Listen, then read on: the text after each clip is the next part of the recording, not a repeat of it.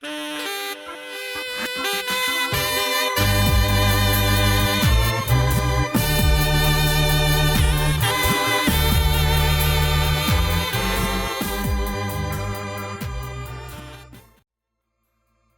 usuku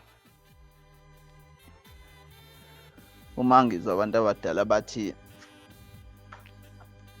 esikhathini sayo inkosi yesibili ebandla lamaNazaretha entabeni yake yathi abantu abacele konke abakuthandayo nabakufusayo. Kwakusuku-ke ngalo abantu abacela khona yonke into. Kukhona engingazi noma ngizothi inhlanhla noma kwaba ibhadi yini. Abanye babo bacela ngasekuqaleni. Owayekhona kulabo bantu wacela ukuthi mayethandazela abantu baphile.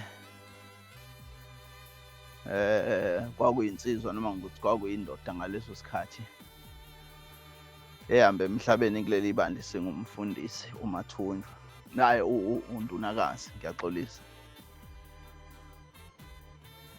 Nempela uthe selihambile nelanga bathandazelile abantu begula baphile ngaleso sibusiso. Owagcina engumkhokheli kuleli bandla ngithi sezweni lakaMaphumulo mangingaphazami. Bathi becela abantu lapho ngalolo suku wathi yena ucela ukuthakatha. Nangempela-ke wakuthola lokho ayekucelile.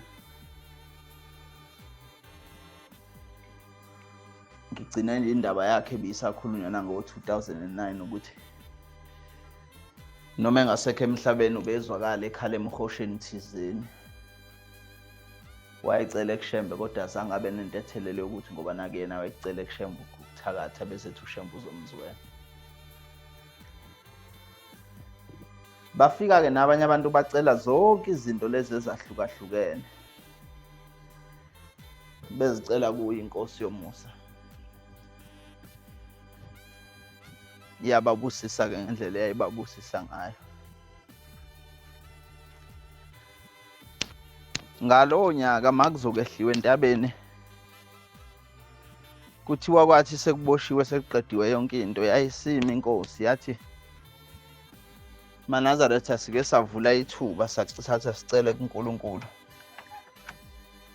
Abantu bacele zonke izinto abazithandayo nabayifisayo. Ngithi ngicelile nonke. Ngithi phakathi kwenu khona abacela izingane. Ngithi phakathi kwenu khona abacela amadoda. Ngithi phakathi kwenu khona abacela abafazi. Yathi phakathi kwenu yabala zonke izinto lezi naba beyicela abantu ngeinhliziyo zabo bengeke bayakhuluma ngazo esihlangalaleni. Ngithi maNazaretha ngiyadabuka ngoba sesizawukwehla lapha entabeni nicelile nonke. Ithi kodwa phakathi kwenu akekho namunye engimuzwe ethi ucela yena ukuba uNkulunkulu amuphe uthando. Uthi maNazaretha makuba benilicelile uthando kuNkulunkulu.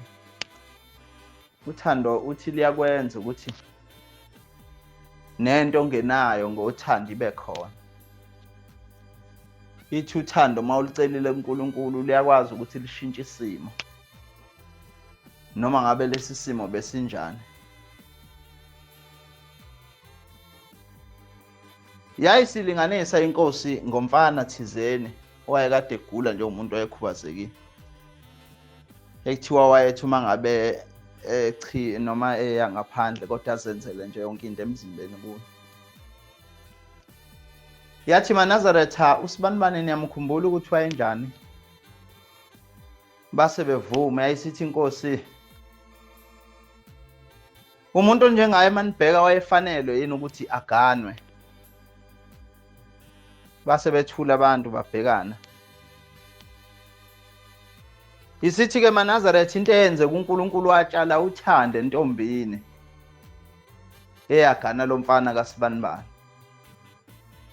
ithi ngoba uNkulunkulu kube wayengalitshalanga uthando kuyo le ntombi yamgana, yayiyothi uma ngabe imbheka imbona ukuthi lona ukhubazekile, yayiyothi uma imbheka imbona ukuthi lona noma ethi uya ngaphandle uvela azenzele nje. Yakhuluma-ke inkosi yangahloniphisi, yathi nje uyazibhoshela, yathi uyazichamela, yathi uzenzela yonke into. Yathi kodwa uNkulunkulu watshala uthando enhlizweni yayo. Ithi-ke nani kube benicela uthando kuNkulunkulu, ziningi izinto enizifunayo benizozithola ngenxa yothando. Ithi ngoba uthando belizoba khona enhlizweni zenu luhlume kini. Ithi nale ndlela esizoyihamba manje sibuyele ekuphakameni iyasinda kakhulu. Abanye bazokhathala endleleni, bathi ngonyaka ozayo ngeke basabuya bayihamba le ndlela. Ithi kodwa uma uthando lukhona enhlizweni zabo bazobuya bayihambe le ndlela noma isini. Ithi kuba benicele kahle uNkulunkulu ngabe benicela uthando. Kodwa-ke yayikhuluma inkosi nabantu sebecelile zonke izinto abazifunayo. Nangempela-ke kunobufakazi bokuthi uNkulunkulu wabanikeza zonke lezo zinto. Kuthe mase kuhlezi inkosi inyanga yezulu esihlalweni, wayesehamba umfundisi uNdunakazi, wayengakabi umfundisi ngaleso sikhathi, wayakuya inkosi inyanga yezulu. Wafike wazothi kuyo, Nkosi, ngicelile lapha enkosini Ilanga, yayisinginikeza isibusiso sokuba mangithandazela abantu baphile ngegama layo. Yayisithi-ke angazi lapha kuwe noma sekuzojika yini. Kuthiwa akaligunyanga lelo, yayisiphakama inkosi inyanga yezulu yathatha hawu nenhlanhla. Loyo wayekunikeza leso sibusiso naye wayesithathe lapha kimi. Izikhomba yona inyanga yezulu ithi naye loyo wayekunikeze leso sibusiso wayesithathe lapha kimi. Waseyihlanganisa uShembe wazenza into eyodwa. Kodwa-ke angikho kuleyo ndaba. Bengila endabeni yothando ngane yakwethu.